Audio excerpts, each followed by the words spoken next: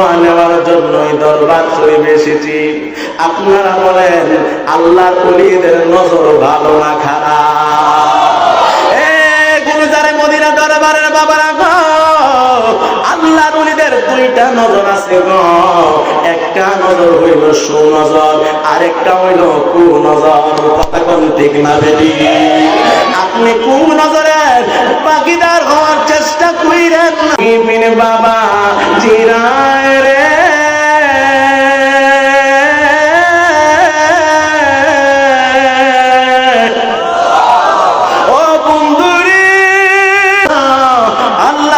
সুনজর নেওয়ার চেষ্টা করেন না গো। ও আমার গুলজারে মদিনা পীর জাঙ্গি দরবার শরীফের আমার মহান মুর্শিদ কেবলা অধ্যক্ষ শাইখ আবু তাইকিব মোহাম্মদ নুরউদ্দিন জাঙ্গি নকশবন্দি আল কাদির ইজমি হানাফি মাদ্দাজিল আলী, আল্লাহ তাআলার কাছে একটা দোয়া করে দিয়া যায় মাহফিলের মাঝামাঝি সময়। ও আমার আল্লাহ,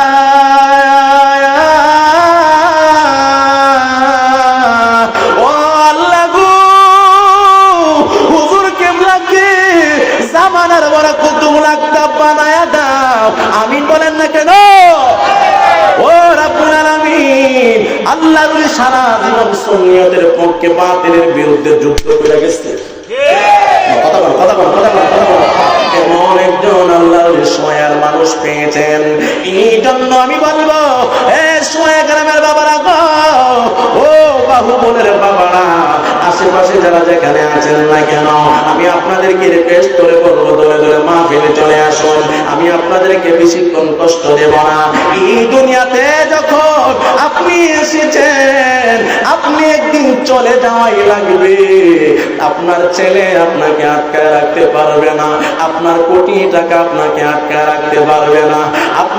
আপনি এমন ক্ষমতার মালিক, এমন পাওয়ারের মালিক আপনি গো, কোন পাওয়ার আপনাকে আটকায় রাখবে না গো। আজরাইল যেই মাত্র আপনার সামনে আসবে, শরীরের রক্তগুলো পানি পানি হইয়া যাবে গো। আপন জনের সামনে থাকবে, আজরাইল আপনার রূহটা নিয়ে যাইব। ঘরের ভিতরে এমন বন্ধু বান্ধবের অভাব নাই। ঘরের ভিতরে স্ত্রী আছে, ঘরের ভিতরে ছেলে আছে, ঘরের ভিতরে মেয়ে আছে। কোন ফাঁক দিয়ে আজরাইল নইকা আপনি আমার রূহটা নিয়ে যাইব, দুনিয়ার কোনো মানুষ দেখে না। কথা কোন ঠিক না বেটি?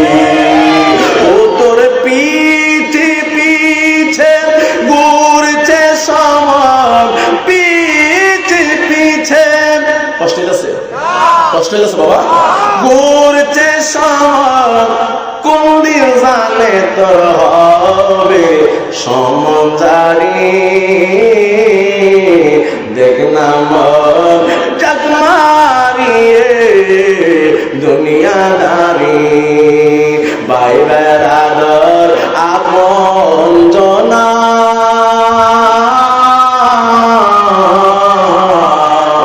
সঙ্গের সাথী কেউ হবে না এই দুনিয়ায়। চিল্লা এখন ঠিক না বেটি? আরো জোরে এখন ঠিক না বেটি? তুমি আইছো একা, বলতে পারবেন না? বলতে পারবেন না? একটু কম না?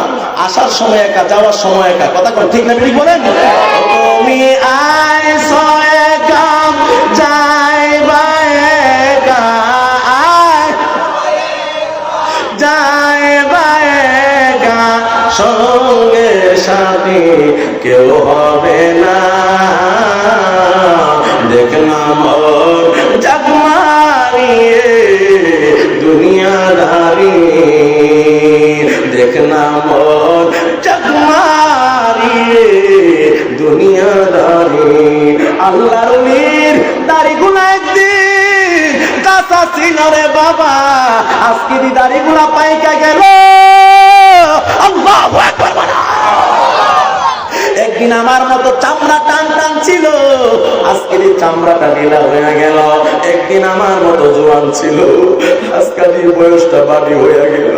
কোন দিকটা আমি বলবো ও দয়াল আমার, কোন দিকটা দাড়িগুলা পাকছে কোনদিন বুঝছেননি, কোন দিক দিয়ে চামড়াটা ঢিলা হয়েছে বুঝছেননি।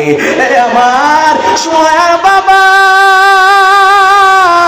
আসার সিরিয়াল আছে গো, যাওয়ার সিরিয়াল নাই। হাত তুলে আমার সাথে বলতে হবে, আমাদের আসল বাড়ি বিল্ডিং না কবর? আসল বাড়ি বিল্ডিং না কবর? ওই কবরের খবর আমরা একদিনও রাখছি না গো। ওই কবরে তো একা একা টাকা লাগবো, একদিন না 2 দিন না, সারা জীবন টাকা লাগবো। এমন একটা কবরে আমাকে আপনাকে শোয়া দিব, যে কবরের ভিতরে শুধু মাটি, বিছানা নাই, আরামের কোনো সুযোগ নাই। হ্যাঁ, যদি ঈমান নিয়ে কবরে যান, কবরে আরামের ব্যবস্থা আছে না নাই? হায় রে বাবা,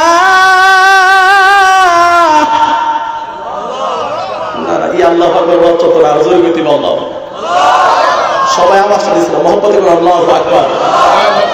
এমন একজন আল্লাহর ওলির নাম আপনাদের সামনে বলবো, যে আল্লাহর ওলির নাম হয়েছেন কুতুবউদ্দিন বখতিয়ার কাকি রহমাতুল্লাহ আলাইহি।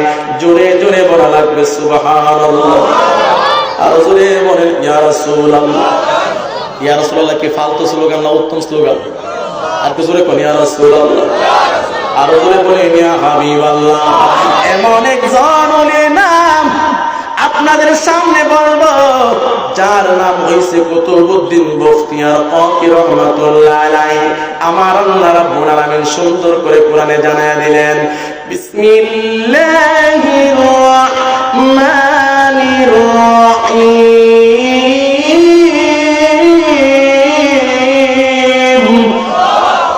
কোরআনের আয়াত শুনলে আস্তে করে আওয়াজ দেন কেন? জবানটা খুলে মুখরিত করে শক্তি থাকতে কামাই করেন। যখন দেখবেন শরীরে পাওয়ার নাই, শক্তি নাই, ইচ্ছা করলে আল্লাহু আকবার বলা যাবে না। এখন যতক্ষণ রুহটা ভিতরে আছে আল্লাহরে ডাকবেন, আওয়াজ দিয়ে আল্লাহু আকবার বলবেন। রাজি আছেন তো ইনশাআল্লাহ? কথা বলেন, রাজি আছেন ইনশাআল্লাহ?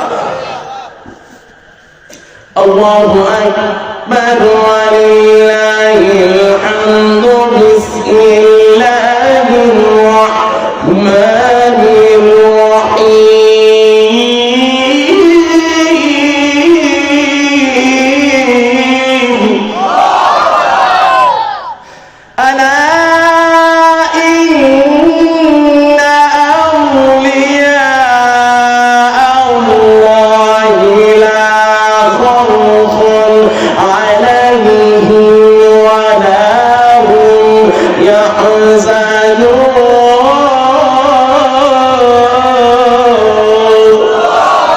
ঘোষণাকার আওয়াজ নাই, আরো জোরে ঘোষণাকার। আল্লাহ বলেছে আলা, সাবধান, ইন্না, নিশ্চয়, আউলিয়া, উলির বহু বচন, আউলিয়া আল্লাহি লা খাউফুন আলাইহিম ওয়ালা হুম ইয়াহজানুন। আমার বন্ধু যারা হবে, দুনিয়াতে কোনো ভয় নাই, পরকালের কোনো টেনশন নাই, চিন্তা নাই। চিল্লি মেরে আওয়াজ করে বলা লাগবে আল্লাহু আকবার। এই জন্য যুগে যুগে কালে কালে মান আদানি ওয়ালিয়ান ফাকাদ আযামতুহু বিল হারবে। আল্লাহর ওলির সঙ্গে যারা বিয়াদবি করেছে, আল্লাহর ওলিদের সঙ্গে যারা গুস্তাখি করেছে, দুশমনি করেছে, যুগে যুগে কালে কালে পরাই বন্দাই আমার আল্লাহ তার জবাব দিয়েছেন। হাত তুলে বলেন ঠিক কিনা বলেন? আরো জোরে বলেন ঠিক কিনা বলেন? আজকে বাংলার জমিনে যারা মাজার ভেঙে দিয়েছে, খানকা ভেঙে দিয়েছে, আউলিয়া কারামের বিরুদ্ধে যারা কথা বলতে চাই, মাজারের বিরুদ্ধে যারা কথা বলতে চাই, আল্লাহর ওলিদের বিরুদ্ধে যারা কথা বলতেছে, আল্লাহ রাব্বুল আলামিন বলে বেশি দিন নয়, অন্ধকার যত গভীর হয় সকাল তত তাড়াতাড়ি হয়। বাংলার জমিন কোন মৌলবীর বাপ দাদা ইসলাম প্রচার করে না। বাংলার জমিনে শাহজালাল ইয়ামানি রাহমাতুল্লাহ আলাইহি 360 জন আল্লাহর ওলি নিয়ে বাংলার জমিনকে ইসলামে কায়েম করেছেন। হাত তুলে বলা ঠিক কিনা বলা? আল্লাহ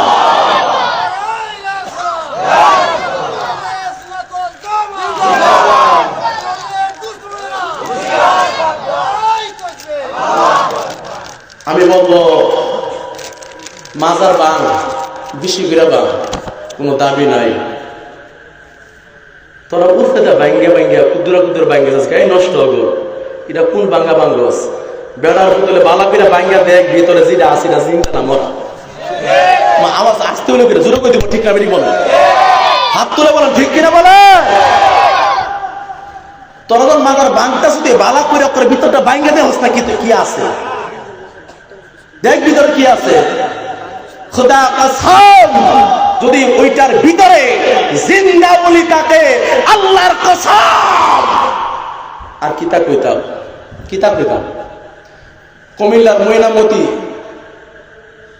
গাজী আলী আকবর রিজভির একজন মুরিদ 11 মাস পরে ওনাকে স্বপ্নে দেখাইছে ওনার ছেলেকে, আমার কবরে কাদামাটি পেক লাগিয়া আমার কাপড়টা নষ্ট হয়ে গেছে গা, আমার একটু তুল, আমার কবরটা সাফ কইরা আমার নতুন করে কবর দে। এই সুবহানাল্লাহ যেত না তো, লক্ষণ বেশি ভালো না। বোঝা গেছে এটা লেগে সুবহানাল্লাহ কোন লাগবে। আমরা কত জিন্দা মানুষ আমরা তুলছি, এটা লেগে আবার সুবহানাল্লাহ কোন লাগবে। 11 মাস পরে তুলছে। 11 মাস তোলার পরে দেখে শরীরে ইঞ্চি পরিমাণ পরিবর্তন নাই, পশম আগের মতোই, চুল আগের মতোই, দাড়ি আগের মতোই।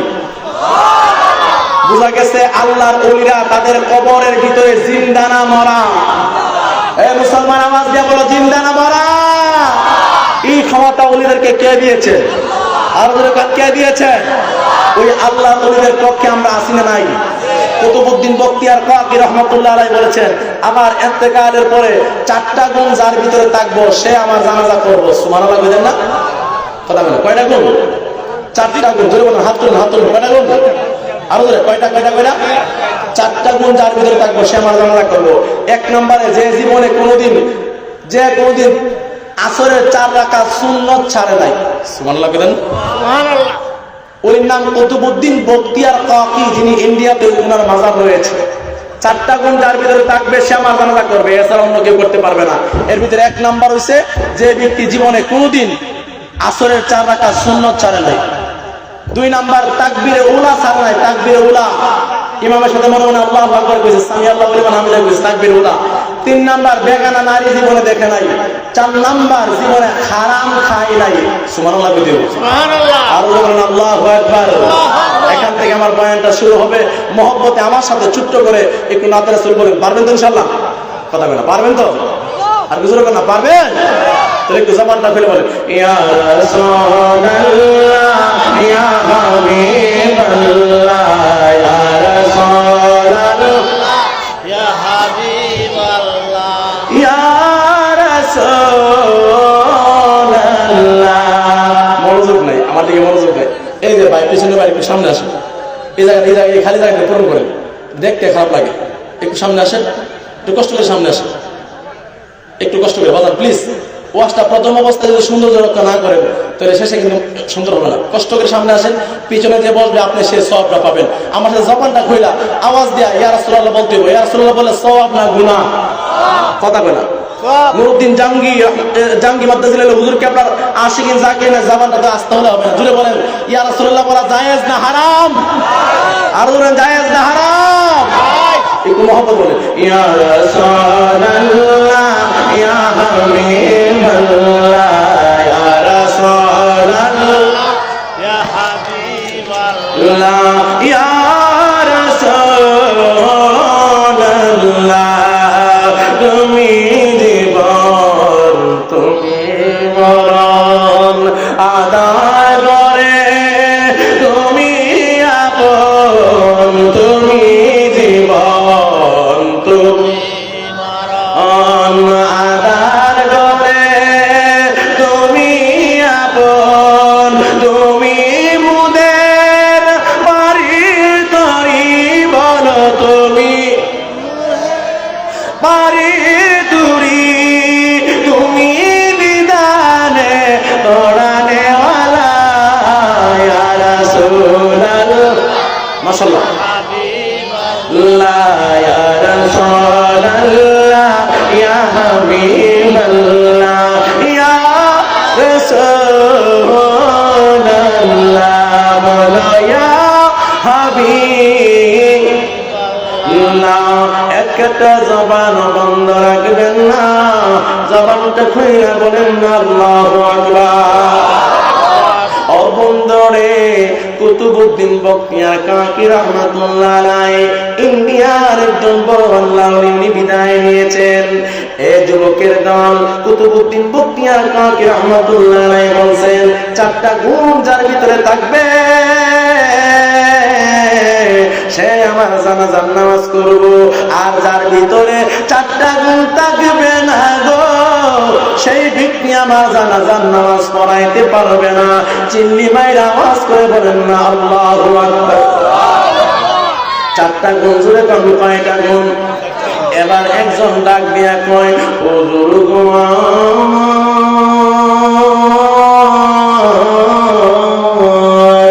যদি চার গুণওয়ালা মানুষ না পাওয়া যায় তাইলে কি আপনার জানাজা হবে না? আপনার জানাজা হবে না। আল্লাহর ওলি ডাক দিয়া কয়, না না, চারটা গুণ যদি না থাকে আমার জানাজা করানোর দরকার নাই। চার গুণওয়ালা মানুষ না থাকলে আমার কবরে এমনি খালে আলাইবা, আমার জানাজার দরকার নাই। ইসমাইল বাবারা গো, এই যুবকের দলের আরে আমার, আপনারা বলেন পৃথিবীর কেউ যেটা জানে না গো, সেটা জানে কে? আর জোরে কেন সেটা জানে কে? আল্লাহর ওলি বলে চারটা গুণ না থাকলে জানাজার দরকার নাই। আল্লাহর ওলি কুতুবউদ্দিন বখতিয়ার কাকি রহমাতুল্লাহ আলাইহি বিদায় নিয়েছেন। বিদায়ের পরে ওনার জানাজার নামাজে একজন মানুষ না, দুইজন মানুষ না, তিনজন মানুষ না, হাজার হাজার মানুষ না, আমি এখন একটা ডাক দিব, আল্লাহু আকবার বলবেন। লক্ষ লক্ষ মানুষ জানাজার মাঠে হাজির হইয়া গেছে রে।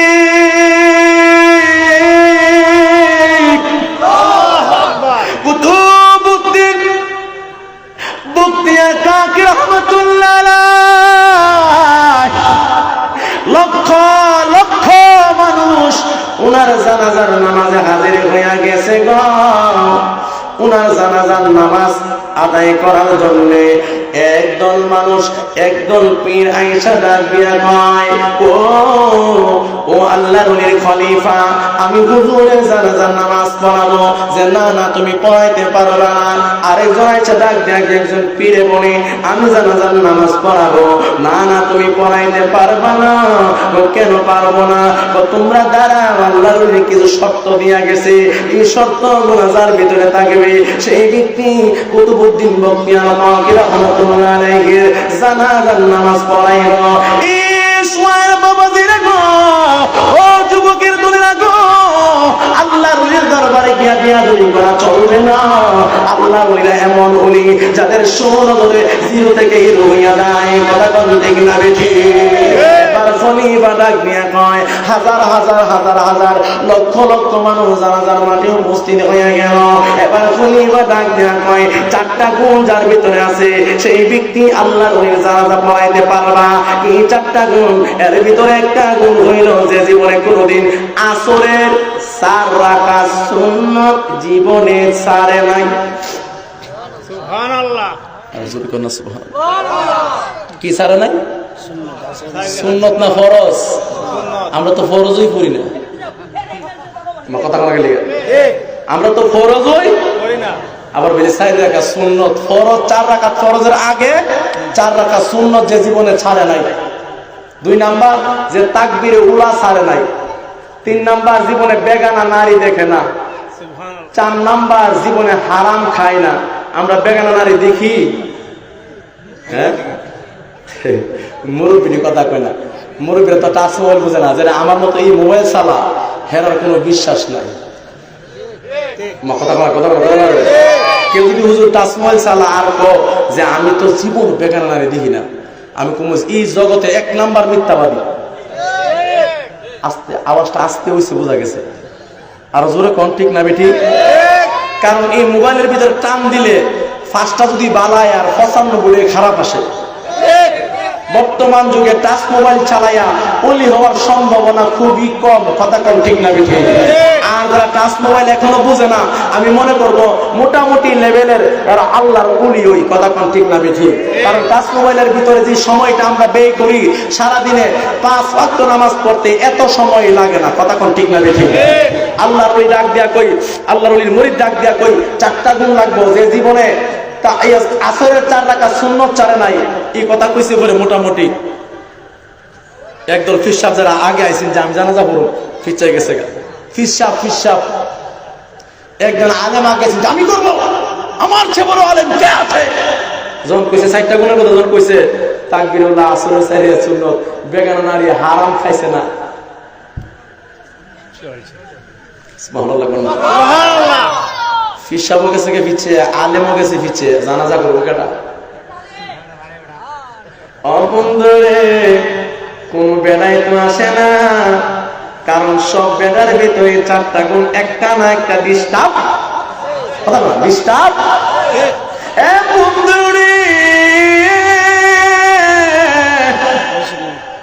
এখন একটা কথা বলবো, বলার পরে সুবহানাল্লাহ বলা লাগবে। ওই কুতুবউদ্দিন বখতিয়ার কাকি রাহমাতুল্লাহ আলাইহি খলিফা ডাক দিয়া কয়,